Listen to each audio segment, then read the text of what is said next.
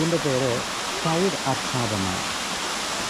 Garden of കേവ്സിലെ ഏറ്റവും കൂടുതൽ വോളിയമുള്ള ഒരു വെള്ളച്ചാട്ടം ഈ ഷൈഡ് അർഷാദാണ്.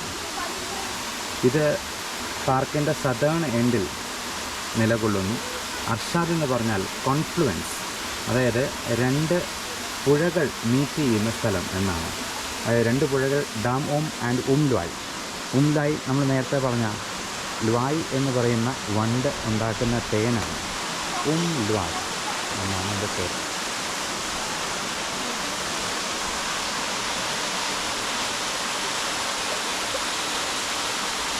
മഴക്കാലം അല്ലാത്തതിനാൽ നമുക്ക് എൻ്റെ ബോഡിയും ശരിക്കും കാണാൻ പറ്റത്തില്ല.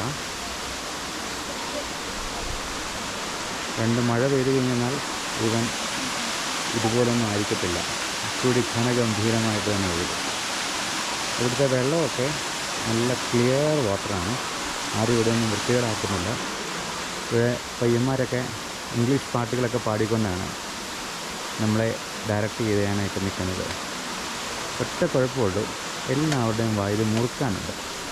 ഈ മുറുക്കാൻ എന്ന് പറയുന്നത് ചുവന്ന നിറത്തിൽ തുപ്പുന്നത് നമ്മുടെ വായ്ക്കുള്ളിൽ ഒരു വലിയ കെമിക്കൽ റിയാക്ഷൻ നടക്കുന്നു എന്നുള്ളത് കൊണ്ടാണ്. അതിലെ പുകയിലയും പിന്നെ ലൈം ചുണ്ണാമ്പുമായിട്ട് കൂടിച്ചേർന്ന് വേറൊരു പ്രൊഡക്റ്റായി മാറുകയാണ് ചെയ്യുന്നത്.